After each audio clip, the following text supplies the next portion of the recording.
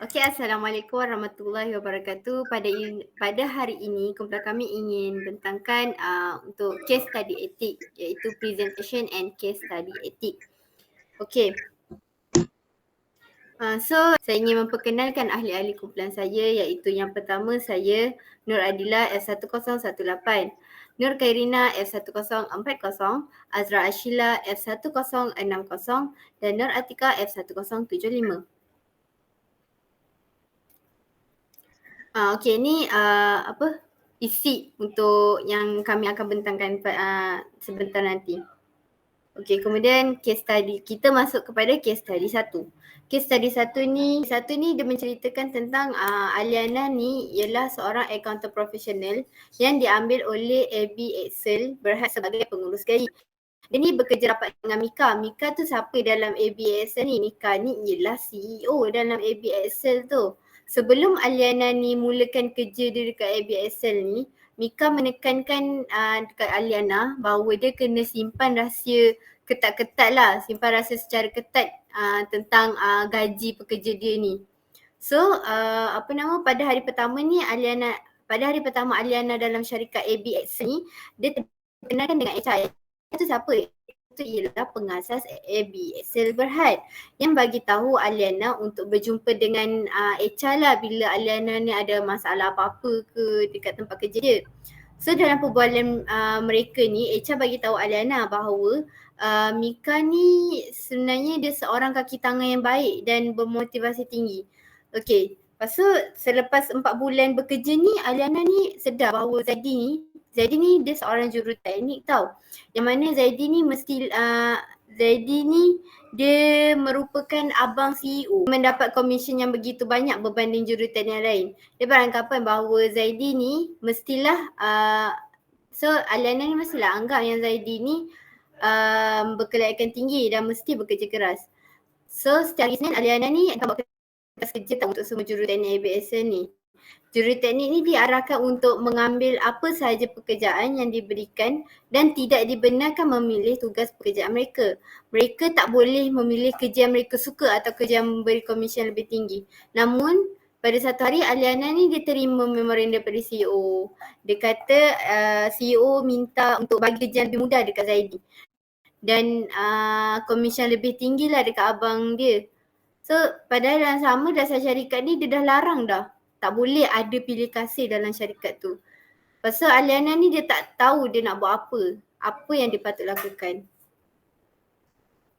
Okey, seterusnya itu dah saya dah terangkan lah cerita pasal untuk case study 1 tu. Apa case study kan. So soalan A dia suruh discuss. Apa Aliana punya dilema dalam case tu. Yang pertama ialah pasal dasar syarikat dengan business CEO. Kenapa saya cakap dasar syarikat business CEO? Sebab ABSL ni kan dia ada ABSL punya polisi kan dia ada dasar tentang pilih kasih. Tak boleh ada langsung pilih kasih dalam satu syarikat tu. Tapi Aliana ni dia berhadapan dengan arahan khusus daripada CEO dia.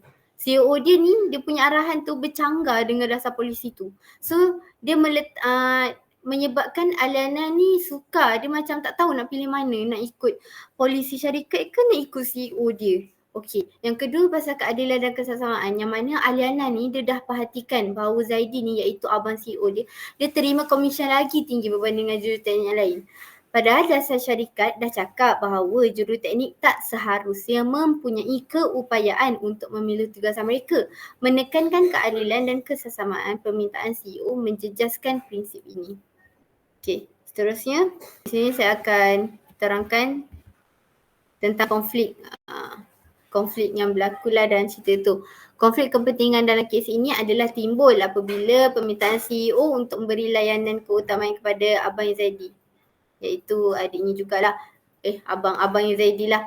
Dari segi penugasan dan komisen, Aliana ni sebagai pengurus gaji berada dalam kedudukan yang mana dia mesti mengimbangi dasar syarikat, termasuk larangan pilih kasih dengan arahan CEO. Okey. So jadi apa yang perlu dibuat oleh Aliana ni? Untuk soalan B ni, saya akan berikan kepada Azra Ashila untuk terangkan lebih mendalam lagi apa yang patut kalau kita berada dekat Aliana tu, apa yang patut kita buat lah. Okey. Terus apa? Dipersilakanlah Azra. Terima kasih Nak Adila. Terima kasih Nak Adila kerana telah membentangkan tentang konflik yang berlaku dalam kes Aliana ni. So sekarang saya nak menerangkan apakah tindakan saya yang perlu saya lakukan untuk menghalang diri saya daripada melakukan benda itu berlaku lagi lah in the future. So yang pertama adalah berbincang dengan CEO.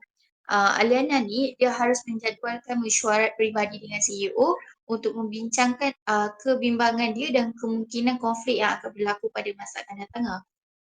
Perbincangan ni penting kerana dia perlu mendekati perbualan secara diplomatik kerana dia kena mematuhi dasar syarikat. Yang seterusnya adalah Aliana ni dia perlu mendokumenkan permintaan. Aliana ni dia perlu mendokumentasikan permintaan kepada CEO secara bertulis. Sebab apa? Sebab dia boleh jadi bukti pada masa akan datang jika ada isu-isu yang timbul. Contohnya macam CEO ni suruh bagi kepada Zaidi, which is dia punya adik ataupun abang tu, bagi layanan lah, bagi keutamaan kepada Zaidi tu. So benda tu boleh jadi bukti lah. Okey, untuk slide yang seterusnya, soalan seterusnya which is C, saya akan menerangkan tentang prinsip asas lah yang diperlukan dalam IFAC dalam kes di atas. Yang pertama adalah permohonan. Aliana ni dia harus menegakkan prinsip integriti dengan enggan mematuhi arahan CEO. Sebab apa? Sebab polisi dia kan kena tidak boleh pilih kasih. So dia dah bercanggah daripada polisi mereka. So dia perlu menyokong keadilan dan juga telus dalam memberi tugasan dan pengagihan komisen lah. Seterusnya adalah integriti. Integriti ni adalah prinsip asas yang memerlukan seseorang accountant tu untuk berterus terang dan jujur dalam semua hubungan profesional perniagaan dia. Dalam kes Liana ni, CEO ni dia request untuk memberi layanan istimewa kepada abangnya, which is Zaidi lah. Benda ni dah bertentangan daripada prinsip integriti. So dia akan mengurangkan kejujuran dan keadilan dalam pengagihan komisen yang berpotensi untuk menjejas integriti dalam proses keuangan dan juga gaji. Sekian daripada saya. Sekarang saya ingin beri semula kepada Nur Adila untuk memberikan kesimpulan pada keseluruhan kes study satu ini. Terima kasih. Okey, terima kasih Azra. Okey, seterusnya saya akan terangkan conclusion untuk kes study 1. Okey, apa yang saya fahamlah daripada kes study 1 ini, dalam senario ini, Aliana ni dia hadap di 5 dilema, di mana dilema etika iaitu dia mendapati potensi kes pilih kasih dengan pelanggaran dasar syarikat. Penting bagi Aliana ni dia kena utamakan integriti dengan dia kena patuh polisi syarikat berkenaan layanan adil terhadap pekerja. Dia kena pertimbangkan untuk membincangkan perkara itu dengan HR iaitu pengasas ABEXL kerana HR ni dia akan nyatakan keterbukaan untuk tangani isu berkaitan kerja. Dia kena kekalkan kerasaan sambil dapatkan panduan tentang macam mana cara untuk kendalikan situasi. Untuk tegaskan bahawa standard profesional dan untuk memastikan tempat kerja itu kerja yang adil lah. Okay. Seterusnya, untuk kes study yang kedua, saya akan beri kepada Karina untuk terangkan dengan lebih lanjut. Okay, Karina dipersilakan. Okay, thank you Azra dan Adila. Okay, hari ini saya akan terangkan tentang case study 2. Case study 2 ni menerangkan tentang Epsilon Berhad, sebuah syarikat ICT yang berusaha untuk meningkatkan fungsi audit dalamannya dengan bantuan perunding luar iaitu KPGG. Salina dari KPGG menekankan kepentingan universal audit dalaman merentas industri. Datuk Kamal iaitu Ketua Jawatan Kuasa Audit menegaskan ahli jawatan kuasa itu adalah juru audit IT profesional kerana sifat syarikat itu sendiri. Bagaimanapun, semua ahli jawatan kuasa adalah pengarah, bukan eksekutif dan bukan bebas. Baru-baru ini bersara daripada Epsilon Berhad. Datuk Kamal menekankan hubungan rapat dengan juru audit luar yang dikuasai oleh anak CEO syarikat itu sendiri dan menyambut satu mesyuarat pada tahun sebelumnya. Sarina menekankan kepentingan kawalan dalaman yang berkesan untuk integriti pelaporan kewangan dan menyokong untuk menambah baik fungsi audit dalaman untuk menambah baikkan syarikat. Itu cerita pendek untuk case study 2. Seterusnya saya akan terangkan untuk soalan A.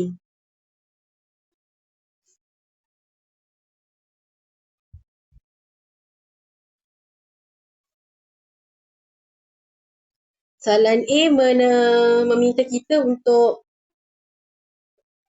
soalan A iaitu according to Malaysian Code of Corporate Governance 2021 criticizes the way in which Estelan Berhad Audit Committee has failed to meet the best practice. Pertama ialah independence and composition, iaitu juru audit terdiri sepenuhnya daripada pengarah, bukan eksekutif, bukan bebas yang baru bersara dari lembaga pengurusan eksternal Berhad. Ini tidak mempunyai kebebasan yang diperlukan untuk pengawasan yang berkesan. Seterusnya ialah expertise and diversity, iaitu desakan Datuk Kamal bahawa semua ahli mestilah jurutera IT profesional dan mungkin menghadkan kepelbagaian kepakaran dalam jawatan kuasa audit. Dan ketiga ialah relationship with external auditor. Hubungan rapat dengan juru audit luar, terutamanya hubungan kekeluargaan dengan anak CEO, menimbulkan kebimbangan mengenai kebebasan dan objektiviti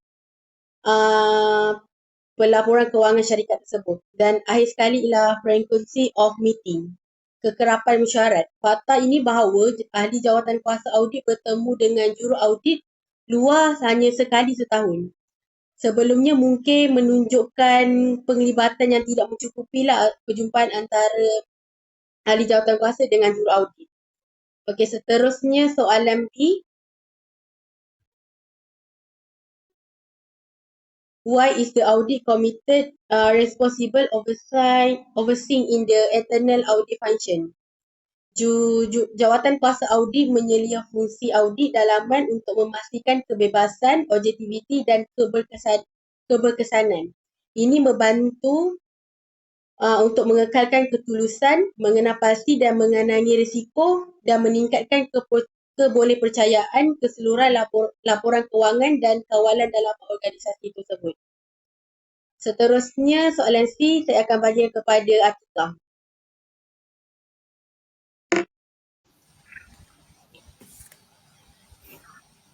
Terima kasih Karina untuk menerangkan case study 2 dan menerangkan soalan A dan B. Saya akan menerangkan soalan C. Adakah Estelan Berhad mematuhi konsep independence? Tidak, kerana Estelan Berhad tidak mematuhi sepenuhnya konsep kebebasan, khususnya mengenai jabatan kuasa auditnya. Hakikat bahawa semua ahli jabatan kuasa audit adalah pengarah, bukan eksekutif, bukan bebas, dan ahli lembaga pengurus Estelan Berhad yang baru bersara menimbulkan kebimbangan mengenai kebebasan dan objektiviti mereka dalam menyelia fungsi audit dalaman. Kebebasan adalah penting bagi jawatan kuasa audit yang berkesan untuk menyediakan pengawasan yang tidak berat sebelah dan memastikan integriti pelaporan kewangan. Selain itu, hubungan rapat antara jawatan kuasa audit dan juru audit luar, terutamanya hubungan kekeluargaan dengan anak CEO, mempersoalkan lagi kebebasan proses audit luaran. Secara keseluruhannya, terdapat isu-isu penting mengenai kebebasan dalam struktur tadbir urus Estelan Berhad. Okay, next. Okay, untuk kesimpulan case study 2 ni, kes ini menunjukkan kebimbangan tadbir urus korporat yang penting di Estelan Berhad, desakan Datuk Kamil terhadap jurutera IT untuk jawatan kuasa audit menimbulkan isu kepelbagaian dan komposisi jawatan kuasa yang terdiri daripada ahli lembaga pengurus bersara yang tidak bebas mempersoalkan kemerdekaan, iaitu independence, hubungan rapat dengan juru audit luar, termasuk hubungan kekeluargaan, menimbulkan kebimbangan mengenai kebebasan audit luar. Untuk menangani isu-isu ini dan meningkatkan tadbir urus, terdapat keperluan untuk perubahan dalam komposisi jawatan kuasa audit, memupuk ketulusan dalam proses audit luaran dan mengiktiraf kepentingan saranan salinah untuk mengukuhkan integriti pelaporan untuk kewangan kawalan dalaman. Okey, itu saja daripada saya. Okey, terima kasih Atika. Jadi di sini sampai sini saja grup kami. Telah menerangkan kes study 1 dan kes study 2. Harap yang baik datang daripada Allah, yang buruk datang daripada kami. Sekian itu saja daripada kami. Assalamualaikum warahmatullahi wabarakatuh.